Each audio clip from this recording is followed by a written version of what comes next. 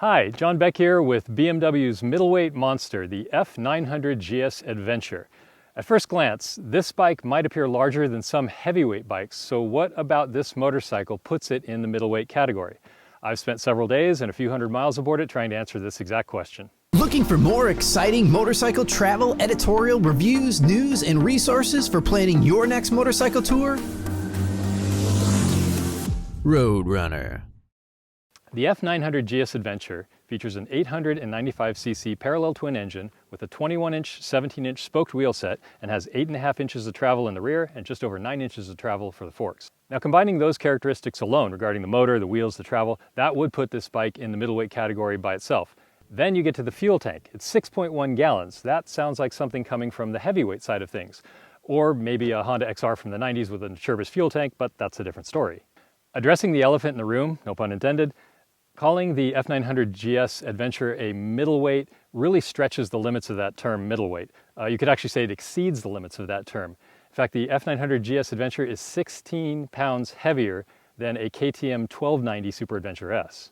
This is a good example about how classifying these bikes can sometimes do them a bit of a disservice.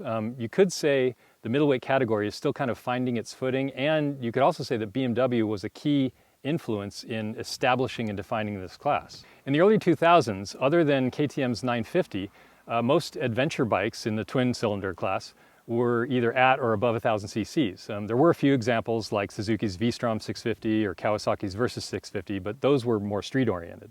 Around 2008, things began to change when BMW introduced the F800 GS, and a couple years later, Triumph introduced the Tiger 800 in 2010, and this kind of snowball of middleweight adventure bikes began growing.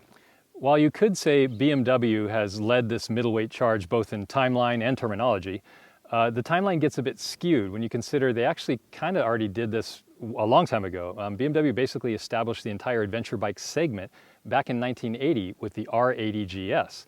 That was a 798cc flat twin. So based on current displacement categories, it could be thought of that many manufacturers were already racing what we would call middleweight bikes in Dakar throughout the 80s. So, history lesson over. All that is to say, the terminology is still evolving. We're in 2025 now, and we're here with a middleweight bike that is heavier than some heavyweight bikes. I got to ride this bike both on and off-road with luggage, with a passenger, and with a passenger and luggage. And as far as the suspension goes, it's surprisingly middleweight given the overall girth of this package. I mean, it's a massive bike.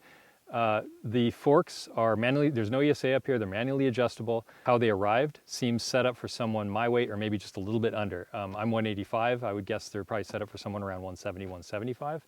But unless you're riding really aggressively, rarely found the limits of the forks. Did find the limits of the rear a couple times, but that was only when I had a luggage and passenger. And then occasionally you'd hit a G-out or something on a paved or a dirt road and you could feel it hit the bump stops, but not harsh. So I was still very impressed with how well the suspension works in stock form. The rear does have dynamic ESA, and I still remember when it was first introduced, I wasn't a huge fan of the system because it takes over so much control.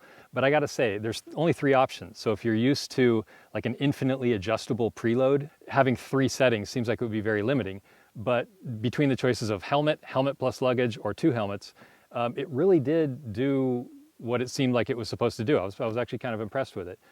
The amount of travel it moves is pretty wild as well. When you get on and off the bike, even just now moving it around to park here in the dirt, I noticed I was like kind of tiptoeing a little bit because I still had it set up for 2 helmets.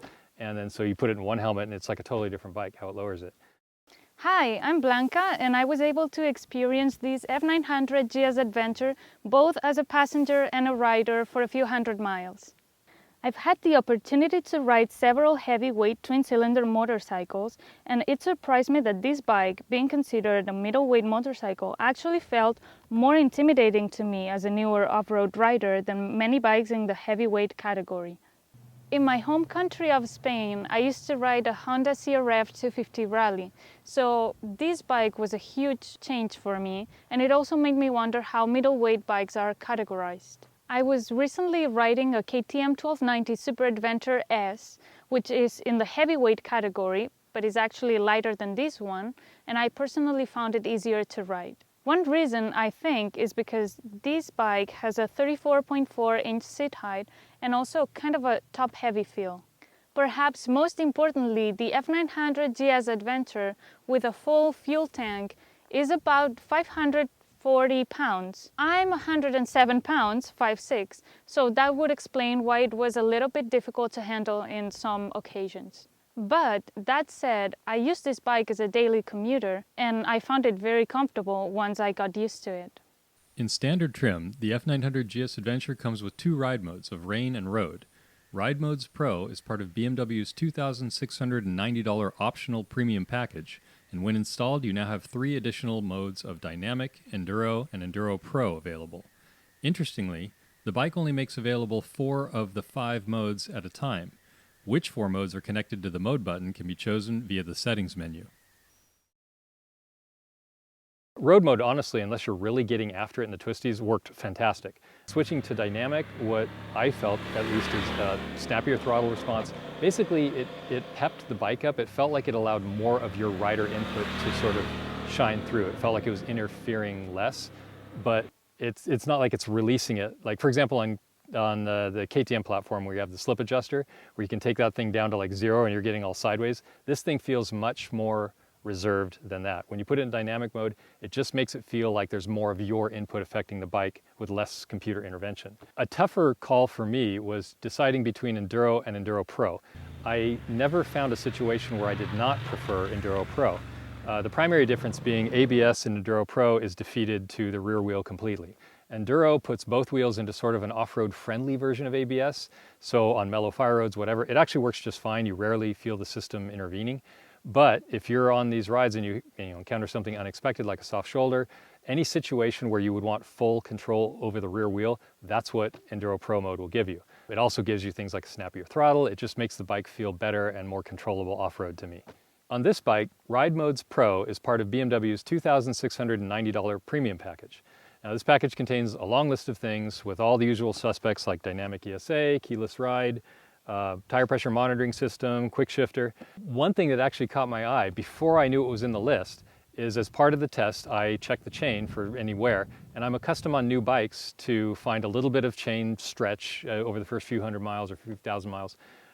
It was interesting to me to find almost 0 appreciable wear on this chain after 2,000 miles, and then I come to find in the premium package is something called the M Endurance chain, so apparently that is a significant upgrade. With the F900 GS Adventure occupying a middle rung on the ladder between the standard F900 GS and the R1300 GS, it begs the question of who this bike is for. Choosing between the standard or adventure versions of the F900 is a more clear choice. You're basically getting more fuel range at the expense of weight. Choosing between the F900 GS Adventure or stepping up to the R1300 GS is kind of apples to oranges. Interestingly, you add 405 cc's of engine displacement in the R1300 GS, and that only costs you 2 pounds of additional weight. But the F900 GS Adventure carries 1.1 gallons more fuel, has a full 1 inch more seat height, has about a ½ inch more travel in the rear, and a full 1.5 inches more travel in the front. On paper, the F900 GS and GS Adventure would seem to be the obvious choice for riders with a more off-road oriented focus. However, I've ridden this bike, I've ridden the standard version of the F900, and I have extensive time on the R1300 GS, and honestly I find the 1300 to be massively capable off-road. In the end, I think it's less that one or the other is better, it's more they're just very different. For now, the middleweight class is perhaps the most diverse segment of the entire adventure bike market. You've got a range of options spanning roughly 400 cc's and over 100 pounds. You've got bikes that present like heavy cruisers yet like to play on the trails, and other bikes that present like trail weapons and can decently handle super slab. The F900 GS Adventure is probably the largest bike currently in the middleweight class, and why a middleweight motorcycle is trying to outdo some of its heavyweight rivals in terms of sheer mass is probably really a question for the engineers, but maybe not the most important one. This bike begs for a new class to be defined in the middleweight space. It's got heavyweight dimensions, middleweight performance, and BMW tech. Is the consumer for a Touareg 660 the same as the consumer for this bike? I wouldn't think so. I'd be extremely curious to hear from you, the viewers, your thoughts on this, and I'm sure the entire motorcycle industry would as well. Does an amazing machine like the F900 GS Adventure suffer from being categorized in the same class with much lighter competitors? Would it benefit from being referred to as something like an agile heavyweight? We can come up with new category names together later. For now, I hope this introduction to BMW's F900 GS Adventure has been helpful. Thanks for watching. Let us know your thoughts in the comments below. Be sure to like and subscribe, and hope to see you on the trip.